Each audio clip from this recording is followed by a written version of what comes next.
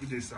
We are students of Business Education Student Year 3, and we are here to talk on the topic Information System and Strategy. Group 12. These are my group members, and we'll be taking each topic one after the other. Thank you. Information system and strategy. What do you mean by information system?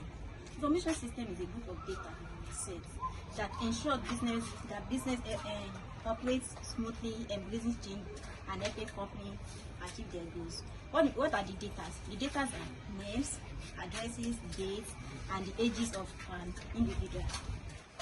Now, what do we now mean by information strategy? Information strategy refers to the long-term plan designed to achieve the organization objective. What are the long-term plans?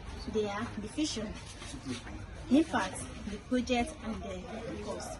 What do you mean by vision? Vision means identify what organization is trying to accomplish using its information. What do you mean by impact?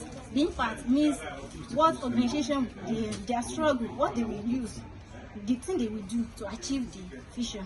What do you mean by project? The project means the exact thing the organization wants to work on. Now the cost. What do you mean by cost? The cost is the total, is the reverse to the amount to be incurred on the project to achieve the vision. Now, what do you now mean by information system strategy? The information system strategy is support for existing system and helps in achieving competitive advantage over organization competitors in terms of objective. What are the as we said, the information system strategy is support for existing system. Who are the existing system? Existing system means those that are in business before new people coming into the business. Now, there are 5 competitive forces of information system and strategy. The first one is threat to new entrants. The second one is the power of buyers. The third one is power of suppliers. Next to the threat to substitute and the rival among existing competitors. Now, what do we now mean by threat of new entrants? What we mean by threat of new entrants is when new company begins selling a similar product or services as an existing company. In such a situation, there are some companies that have been exist in a country before. Now there are people now coming to be selling such products.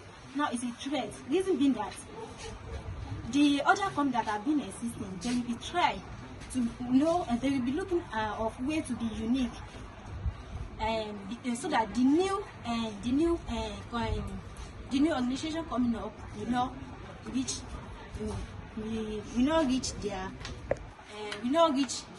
their own organization.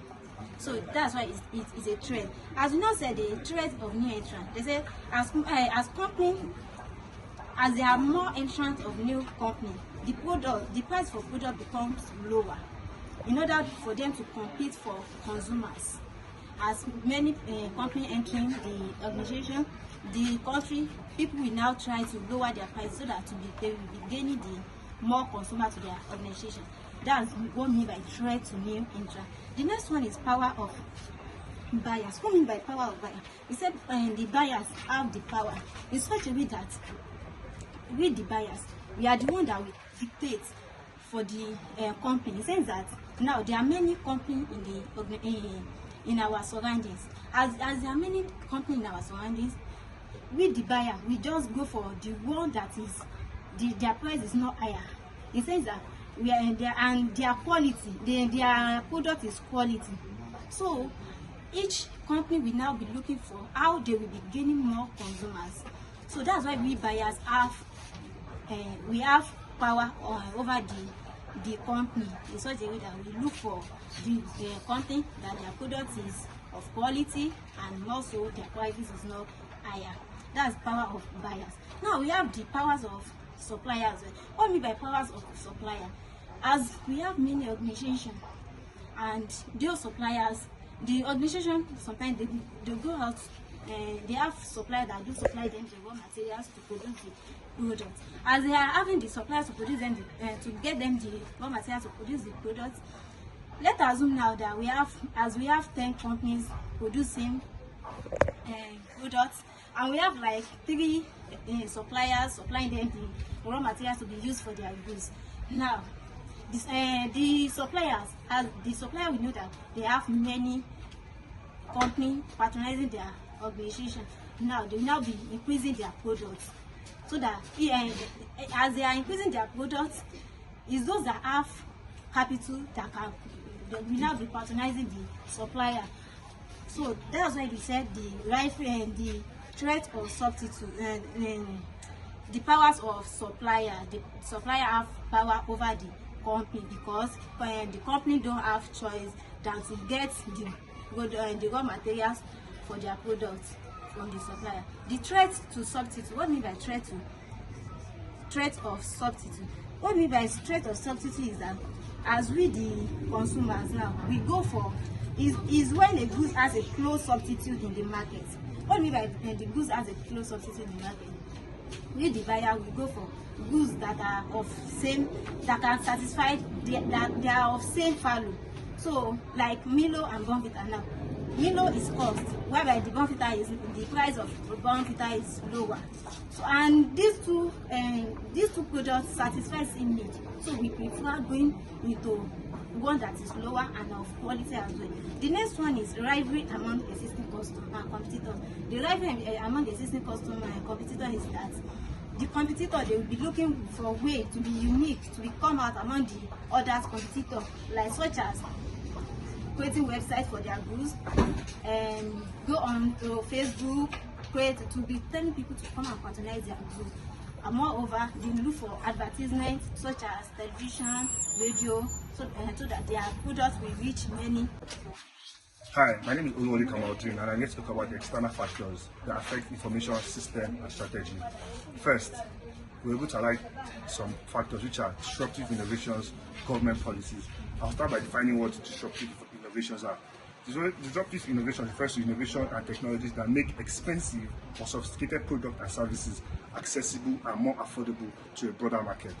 Disruptive innovation occurs when a new entrant expands the market by providing either more affordable, more accessible, or a better alternative to a previously existing product or services. Secondly, government policies. Government regulations generally causes extra expenses to the business, resulting in the business experiencing some inefficiencies during the operation. Every government has different tax and tariff regulations that every organization needs to follow to run its operation in the country successfully. So these tariffs and regulations can also affect the business in operating either smoothly or inefficiently. The third one is complementary products and services. A complementary good or services is one that is utilized in conjunction with another product or services. When consumed alone, the complementary product usually has little or no value. Nevertheless, when combined with another commodity or services, it has the entire worth of the whole bid. Complementary goods are goods and services that are typically used together. For example, keyboards and computer, tennis balls and rackets, etc., etc. The fourth one is environmental events. The conditions and events outside the company that affect the way it operates. As the organization external environment evolves, its goals must evolve, including changing the environment and making the business a successful one. Thank you. Okay, I'm Onobanjo Blessing, and I'm talking on value chains in business organization. What is value chain? A value chain is a concept describing the full chain of a business activity in creation of product or a service. That is from the initial reception of the raw materials down to the delivery of the goods to the consumers. Value chain is also a series of activities that the business undertake in order to produce a product or a service. Value chain framework is made up of two sets of activities, and that is the primary activities and the secondary activities. The primary activities, these are the functions that directly impact the organization's production, and these are the inbound logistics, the operations, the outbound logistics, the marketing and sales, and the service. Then the secondary activities, these are the procurement and purchasing, human resource management, technological development, and companies' infrastructures. So we also have some extended value chain also, which are the suppliers and the customers, the strategic opportunities for suppliers, the strategic opportunities for consumers also. We also have benchmarking. Benchmarking is a process where you measure your company's success against the success of similar companies to be able to check if there's a gap in performance so as to improve your own company's performance. You can use information system to improve your company's performance through IT benchmarks. IT benchmarks, this is the process wherein companies involved in information technology uses compare and measure their company's success against the success of other companies that produce the same product as theirs. Thank you. My name is Mohammed.